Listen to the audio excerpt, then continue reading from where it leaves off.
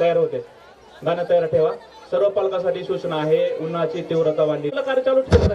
Second last गाणं. चला फक्त आता शेवट आपल्या या वार्षिक स्नेह संमेलनाची सांगता एकच गाणे राहिलेले आहे. शिवकन्या या गाण्याने होणार आहे. आणि हे शिवकन्या गाणं आपल्या शाळेतील सहशिक्षिका पंडित मॅडम यांनी हे गाणं बसवलेलं आहे.